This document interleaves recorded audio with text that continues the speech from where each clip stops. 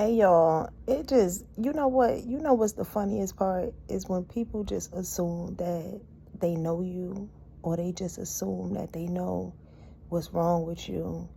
And when you begin to explain to them and try to tell them, you know, how you feel, they always want to take it out of context and make it into what they believe how you should feel based upon their feelings. But a lot of times, I feel that many people forgot that when you tell them how you feel, instead of just listening, most people want to place you into the same category where they feel that you're going to say everything else rather than tell them how you really feel about a situation. And people just don't listen, y'all.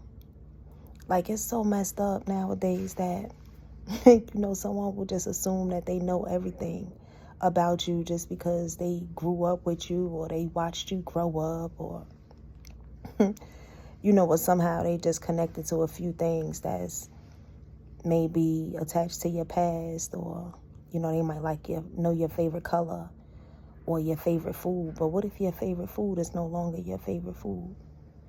See, a lot of times people forget that we change. And as these seasons be changing, y'all, we be changing. But many people forget that part. They forget that part that at one point, some of us was asleep. Most of us was asleep, y'all.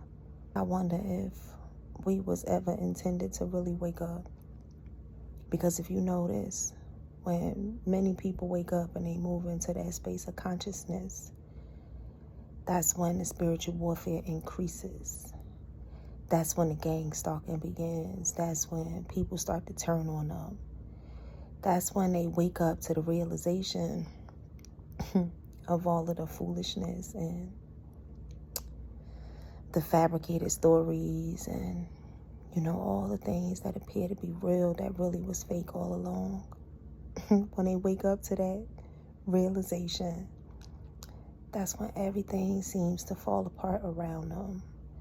That's when the gang stalking increases. That's when, some may gaslight you to believe that you are crazy just because they want you to go back to sleep. But how do you go back to sleep once you wake up? It's like a question that you know the answer to already, a rhetorical question. You can't. You can't. That's that moment when you start to dissect your dreams, and when you know that those dreams didn't come from God, that those dreams, they're attached to spiritual warfare, that they're demonic. Because a lot of times Satan, he attacks us in our sleep state because it hinders and it blocks our ability to heal. See, when we sleep and when we rest, that's the moment when God draws closest to us. That's the moment when our body heals and it recovers from just whatever it was that we had to deal with in that day. See, God says, do not worry about tomorrow, for today has its own troubles. But when we lay down, right, and when we rest, our body recovers. It recovers from the troubles of the day.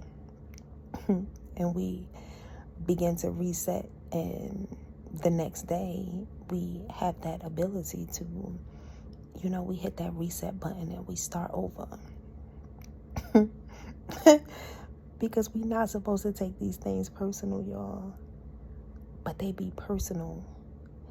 They be so personal. And a lot of times when we get hurt, right, and when things really bother us at our core, we are reminded that, you have to pull through, and you have to put your makeup on, and, you have to fix your face and dry your eyes, and you have to continue to move through the day as if nothing happened.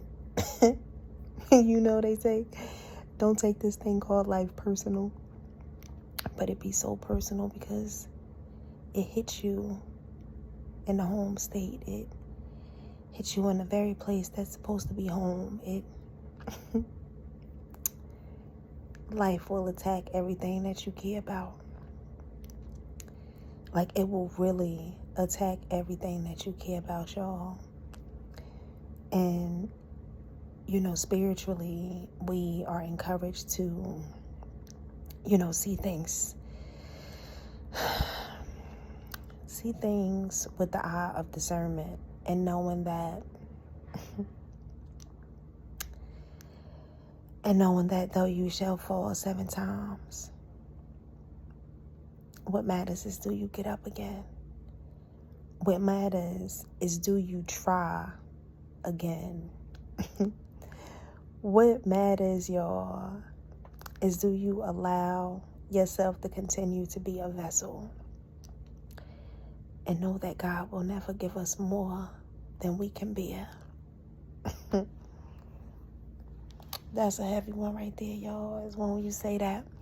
It's like, it's that moment when it's like, God won't never give me more than I could bear. And, you move into that space and say, I need to have this blind faith. And I need to trust and lean not into my own understanding. Oh my God, when those words come out of my mouth and it says to lean not into my own understanding, right? It's so difficult because that reminds us that the things that we see are not real. It reminds us that, when we lean into our carnal eyesight, it can deter you, and it can cause you to doubt. And it can cause you to doubt and lose your faith. But as you travel upon a journey and you learn not to take nothing personal, that's what faith comes in. And even though that faith, y'all, that faith will leave you dry. That faith will leave you high and dry. With some wet eyes, right? Because either you will lose your faith, or you will throw your hands up and surrender. But the biggest thing is, when you surrender, to not let the feeling of defeat set in, right? Because when you let defeat set in, that's when the enemy wins. See, when God is for you,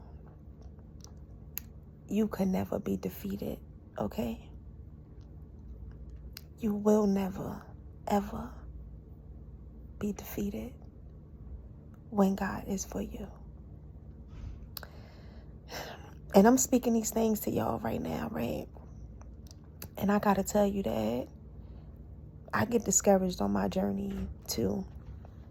And a lot of times I make these videos, right? I make them for myself because a lot of times when you're going through and it's like, as you healing and you move into a different level, what it does is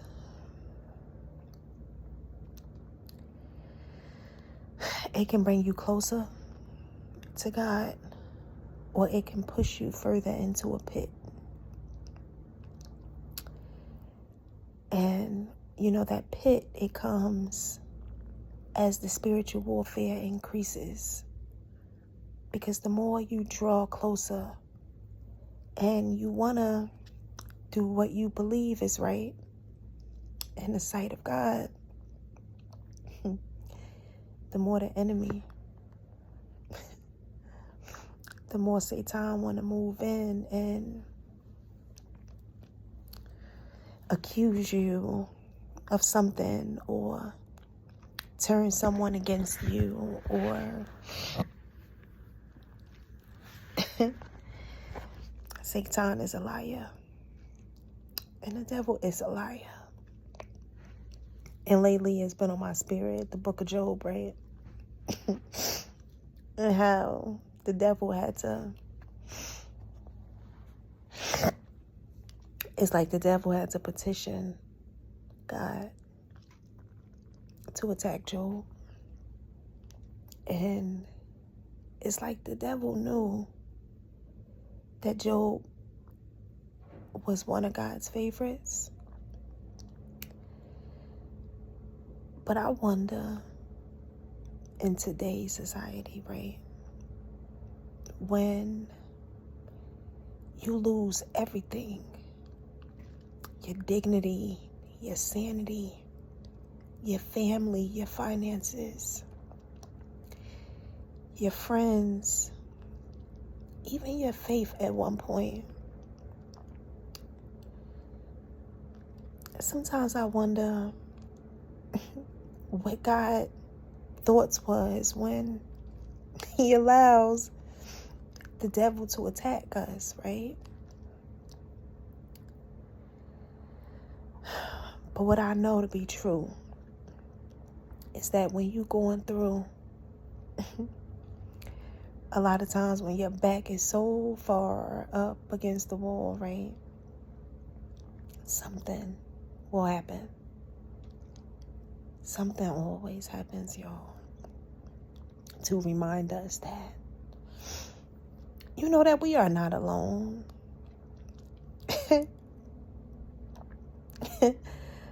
But you have to be careful of that too, because the more that God reveals to us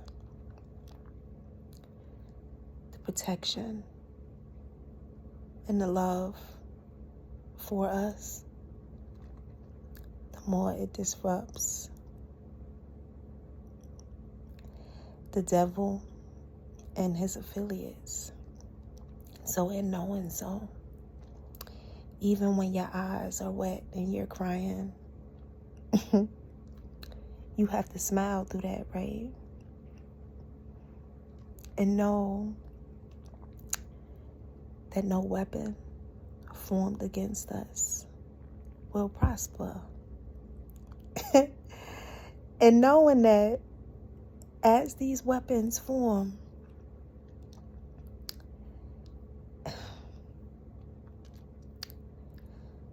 and the battles and the attacks come up against you,